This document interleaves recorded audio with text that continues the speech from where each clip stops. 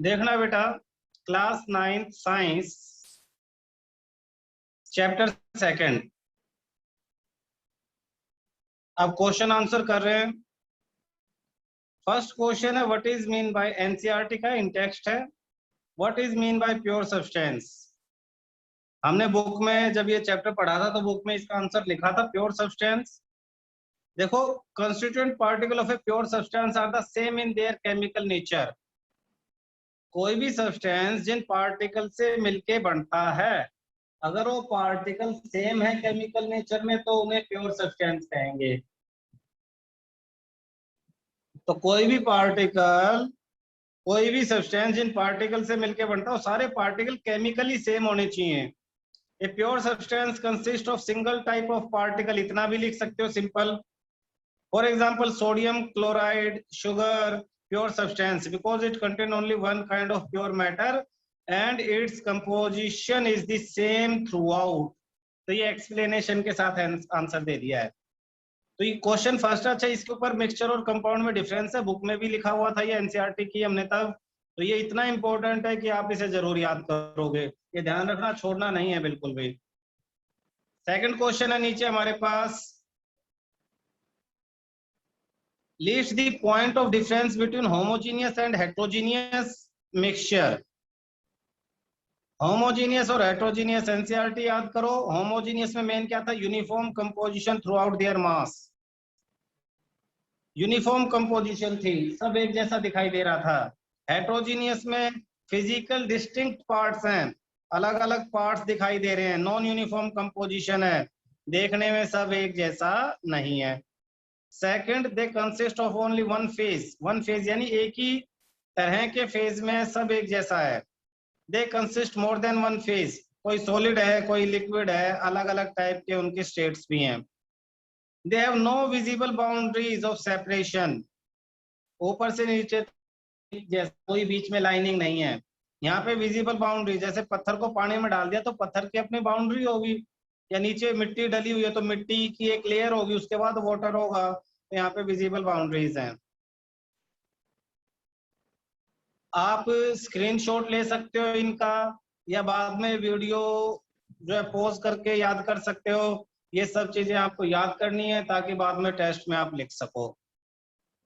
Next question है, differentiate between homogeneous and heterogeneous mixture with example. तो ऊपर वाला ही डिफरेंस लिखना है, होमोजीनियस हेट्रोजीनियस। तो इसमें कोई अलग क्वेश्चन नहीं है, एग्जांपल और दे देना है। तो होमोजीनियस का example salt in water, sugar in water, ये दो याद कर लेना, आसान एग्जांपल है दोनों।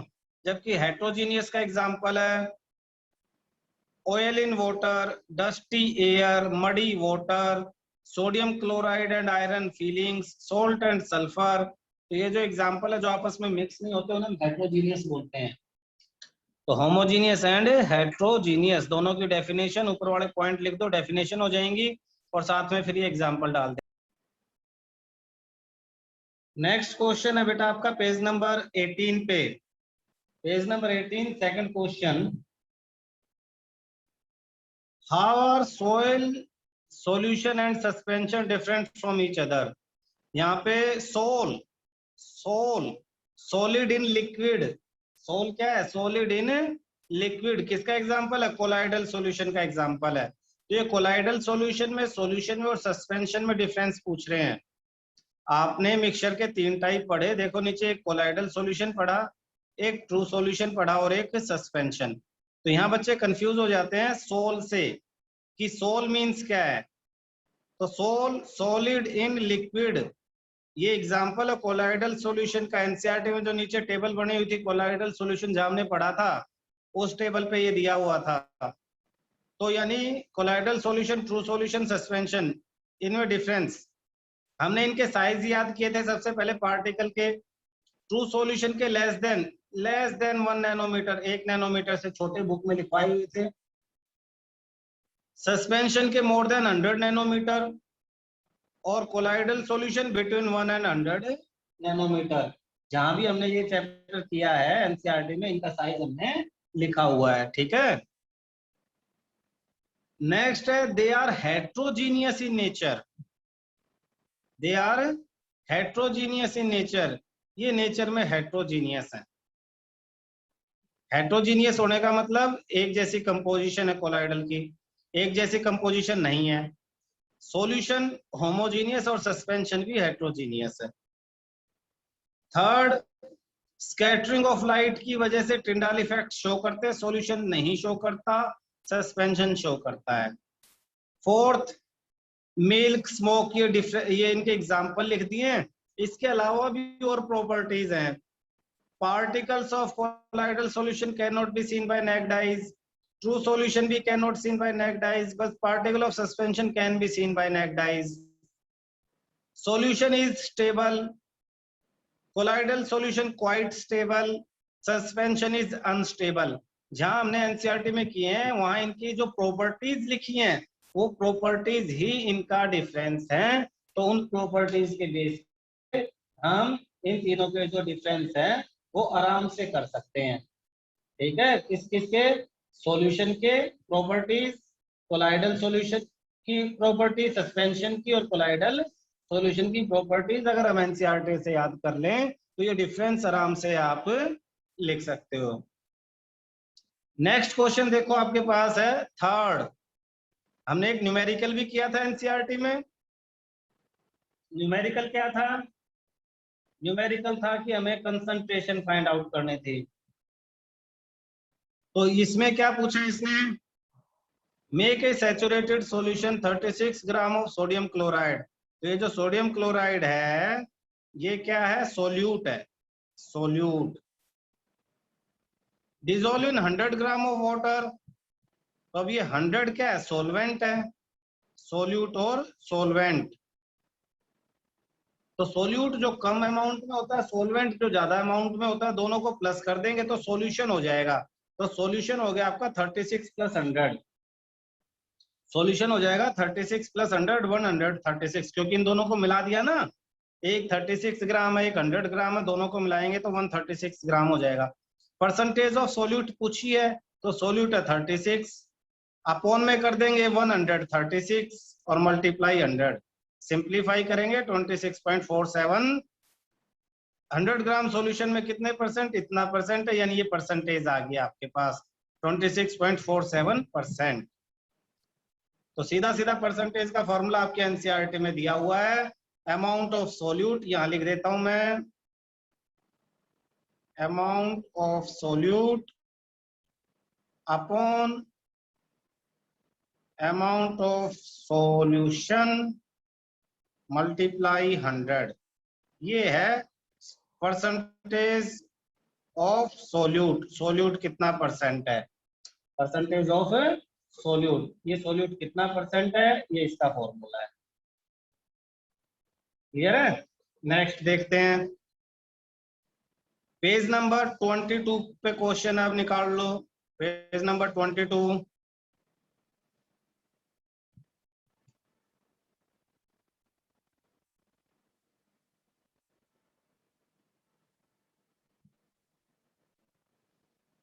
पेज नंबर 22 पे पहला क्वेश्चन है, arrange the gases present in air in increasing order of their boiling point.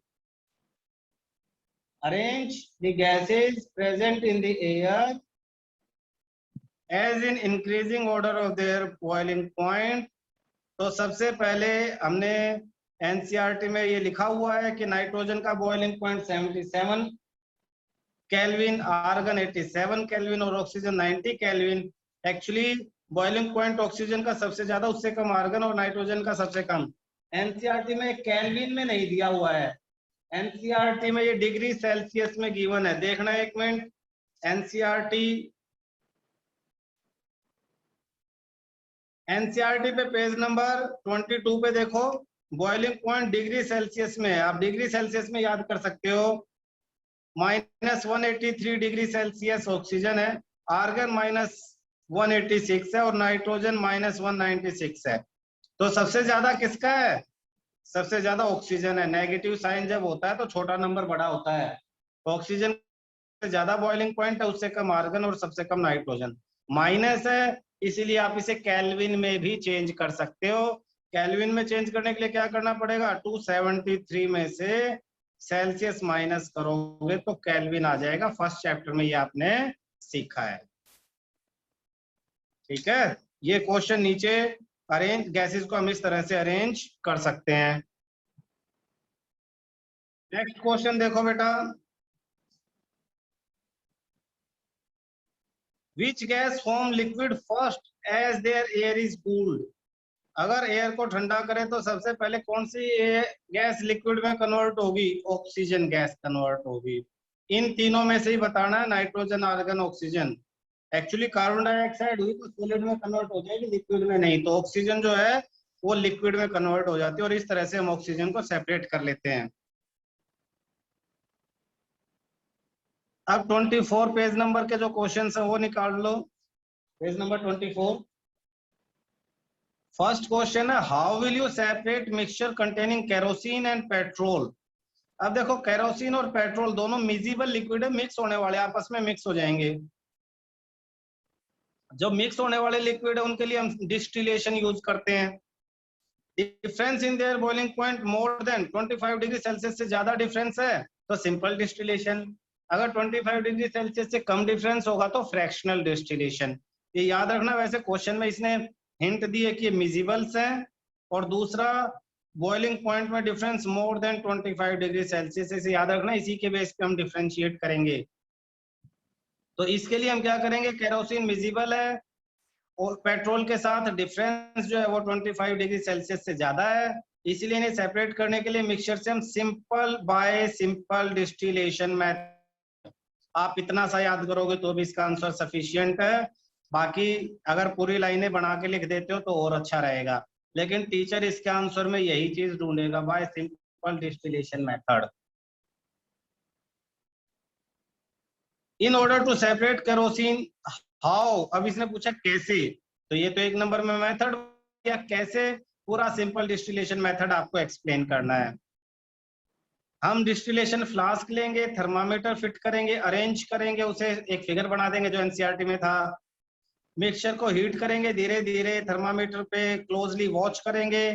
Petrol come boiling point वाला है केरोसिन से, इसलिए पेट्रोल वेपोराइज होगा और कंडेंस हो जाएगा कंडेंसर के अंदर, और उसे सेपरेट एक रिसीवर कोनिकल फ्लास्क में हम अलग से कलेक्ट कर लेंगे। केरोसिन जो है वो हमारा जो बीकर पहले वाला जो फ्लास्क था उसी में रह जाएगा।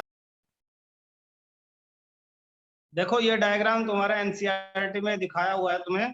इस डायग्राम में क्या करना है, सेम वही कि आपके पास फ्लास्क है, फ्लास्क के अंदर आपने मिक्सचर डाल दिया मिजिबल लिक्विड्स का, नीचे से हीट किया, थर्मामीटर लगा दिया। इसमें डायग्राम साफ है, एनसीईआरटी में इतना क्लियर नहीं है डायग्राम हमारा।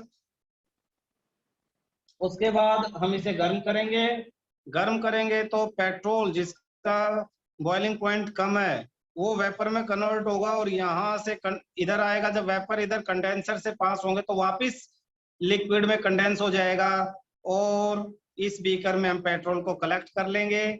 केरोसिन ऑयल यहीं इसी फ्लास्क में हमारा रह जाएगा। तो इतना सा आपको याद रखना है। डायग्राम बनाने की प्रैक्टिस कर लेना, डायग्राम देखते ही मार्क्स मिलने के चांसेस जो है वो ज्यादा हो जाते हैं। नेक्स्ट क्वेश्चन आपके पास, name the technique to separate, सिर्फ नाम लिखने हैं।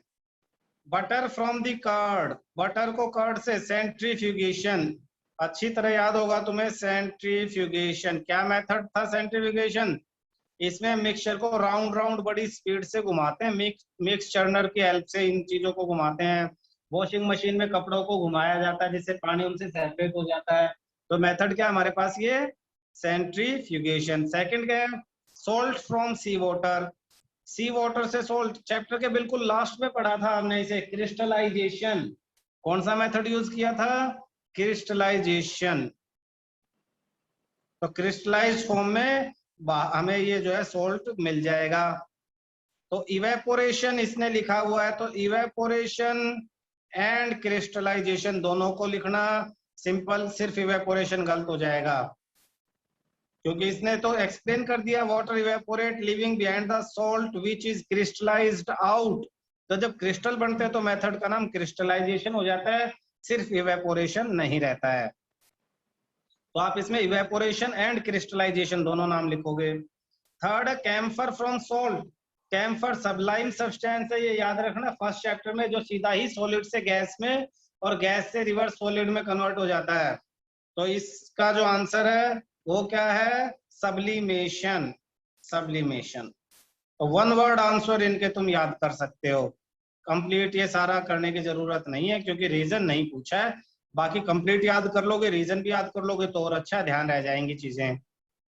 थर्ड क्वेश्चन देखो,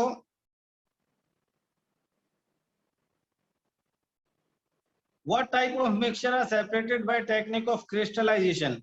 किस तरह के मिक्सचर क्रिस्टलाइजेशन से सेपरेट होंगे? पिछली क्लास में हमने पढ़ा था। इससे ऐसे सॉलिड जो प्योर क्रिस्टल बना सकते हैं, कॉपर सल्फेट, सोडियम क्लोराइड, इस तरह के सॉलिड सेपरेट होते हैं in the by the method of crystallization. The crystallization technique used to separate solid from a mixture which has many impurities. For example, salt can be separated by crystallization from seawater which has many impurities. Next question, ये page number 24 पे है। Classify the following chemical और physical change. Chemical change में new substance form होते हैं with new properties, physical में ऐसा नहीं होता। तो फर्स्ट, कटिंग ऑफ ट्रीज, पेड़ काट रहे हैं, कोई नया सब्सटेंस बना? बिल्कुल नहीं बना।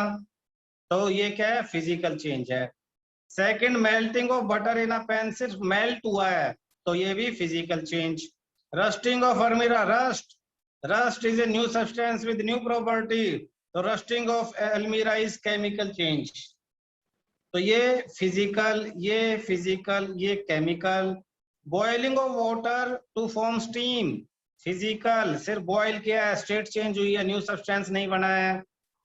Passing of electric current through water, water से इलेक्ट्रिक करंट पास कर दिया, वाटर हाइड्रोजन ऑक्सीजन में ब्रेक हो गया, तो केमिकल चेंज, इलेक्ट्रोलाइसिस बोलते हैं। अब हाइड्रोजन गैस और ऑक्सीजन गैस बन की है, उनकी प्रॉपर्टी वाटर से बिल्कुल डिफरेंट है। Dissolving common salt in water, physical change, पानी में नमक मिला दिया, कोई नया सब्सटेंस नहीं बना। Making fruit salad with raw fruit, वही घर पे फ्रूट काटना, उससे क्या बना? कुछ भी नहीं बना, सलाद बनी है लेकिन फिजिकली चेंज है, कोई केमिकल सब्सटेंस नहीं बना है। Burning of paper and would, burning is a chemical change, oxygen के साथ रिएक्शन करके न्यू सब्सटेंस फॉर्म हो जाते हैं इसमें। नेक्स्ट क्वेश्चन देखना बेटा, try segregating the things around you as a pure substance और a mixture.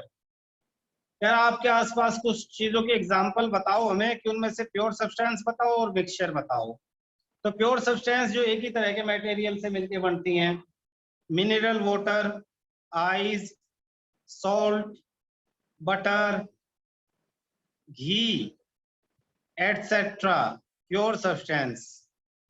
Mixture, air, milk, minerals, soil, soft drink, salt in water, sugar in water, ये सारे क्या हैं? ये मिक्सचर है। इसके बाद टेक्स्ट बुक बैक एक्सरसाइज, जो बैक में चैप्टर खत्म होने के बाद है। Which separate technique will you apply for the separation of the following? ये फिर आपको ये सेपरेशन में कौन कौन सी टेक्निक यूज होंगी ये आपको बताना है।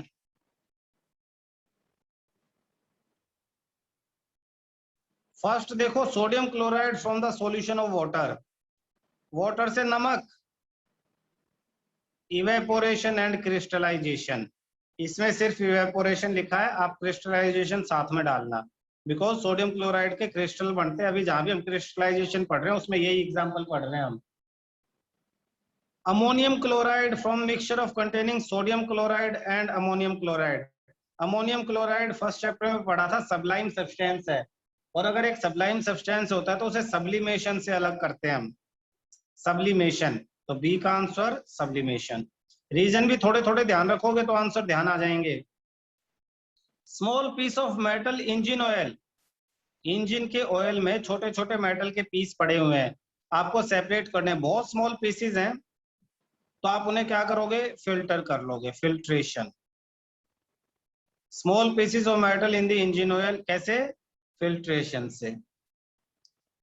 और कई जगह पे फिल्ट्रेशन एंड सेंट्रीफ्यूगेशन भी दिया हुआ है, क्योंकि बहुत सारे पीसेज इतने स्मॉल हैं कि फिल्टर से अलग नहीं हो पाते। सेंट्रीफ्यूगेट करेंगे तो हार्ड मेटल हार्ड होता है, वो नीचे चला जाएगा, इंजन ऑयल जो है वो लाइट है वो ऊपर रह जाएगा।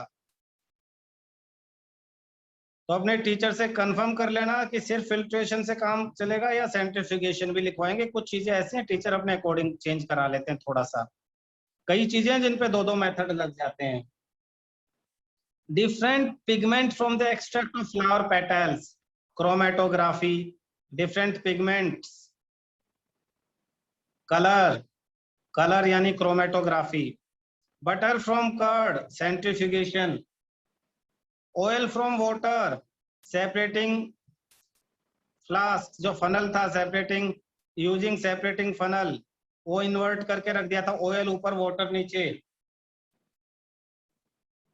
T leaves from the tea, filtration.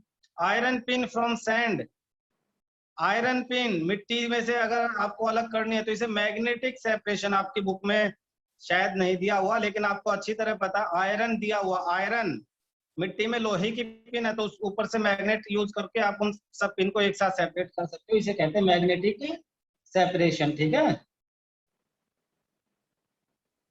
Fine mud particle suspend in water, तो ये तो कोलाइडल सॉल्यूशन था, और कोलाइडल सॉल्यूशन के लिए हम क्या करेंगे, कोलाइडल सॉल्यूशन के लिए फाइन मड पार्टिकल्स, तो कोलाइडल सॉल्यूशन के लिए हम करते हैं सेंट्रीफ्यूगेशन, कोलाइडल सॉल्यूशन के लिए सेंट्रीफ्यूगेशन से हम इसे सेपरेट कर सकते हैं। आई ये रह गया wheat from the husk, wheat को विनोइंग और सेडिमेंटेशन से। दूसरा फाइन मड पार्टिकल, इसने सेडिमेंटेशन लिखा है, सेंट्रीफ्यूगेशन डाल देना इसकी जगह, सेंट्रीफ्यूगेशन। क्यों, क्योंकि ये मड पार्टिकल है वाटर के अंदर, ये कोलाइडल सॉल्यूशन है और कोलाइडल सॉल्यूशन सेंट्रीफ्यूगेशन से ज्यादा अच्छी तरह से सेपरेट होगा। सारा मड सॉलिड होने की वजह से नीचे रह जाएगा और वाटर ऊपर आ जाएगा। और अगर इसे सेडिमेंटेशन का मतलब है अनडिस्टर्ब रखे रखोगे तो भी मड मिट्टी नीचे बैठ जाएगी और वाटर ऊपर रह जाएगा, तो दोनों मेथड इसमें आ जाते हैं। नेक्स्ट क्वेश्चन है, यहां से सेडिमेंटेशन काट देना, ये सिर्फ विनोइंग है। Write the step you would use to making tea. Use the word solution, solvent, solute, dissolve, soluble, insoluble, filtrate और residue। कह रहा चाय बनाने का पूरा प्रोसीजर लिखो लेकिन ये सारे शब्द इस्तेमाल करते हुए। तो ये सारे शब्द कौन कौन से, सॉल्यूशन। तो देखना, टेक 2 कप ऑफ वाटर, अब वाटर क्या है, वाटर सॉल्वेंट है जिसमें बाकी चीजें आप मिक्स करोगे। In a saucepan, boil water for 5 minutes and add teaspoons of sugar.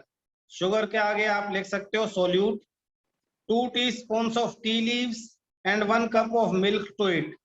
Sugar, tea leaves and milk act as a solute. Last में लिख दिया कि ये तीनों चीजें solute का काम करेंगी। Boil the content again. Sugar being soluble with dissolved, sugar जो है वो सोल्यूबल है, उसमें मिक्स हो जाएगा वाटर के अंदर। फिल्टर द सॉल्यूशन, फिर सॉल्यूशन को फिल्टर कर दो। Collect the filtrate in clean cups. Insoluble tea leaves will left in the sieve as a residue. Serve as filtrate as tea for drinking. तो सारे नाम जरूर आपके इसमें आने चाहिए, और जब भी ये लिखो उन सब नाम को, जैसे सबसे पहले सॉल्यूशन है लिख दिया तो आपने ये सोलवेंट डाल दिया, ये सोल्यूट डाल दिया, ठीक है।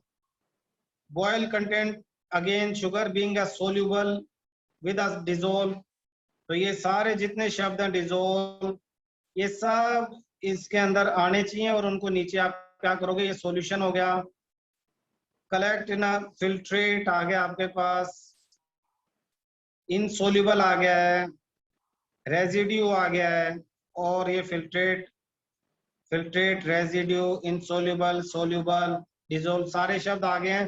उन्हें मार्क करते रहा करो, ताकि टीचर जब पढ़े तो उन चीजों को देखें, उनकी नजर जाए, पूरे में अगर कोई ग्रामेटिकल मिस्टेक कहीं होगी है तो उस पर नजर ना जाए, और आपको पूरे मार्क्स देके टीचर जो है वो आगे निकल जाए। आंसर इस तरह से लिखो कि टीचर को उसमें आपका जो मेन आंसर है वो आराम से दिखाई दे जाए बिना किसी परेशानी के। क्लियर है?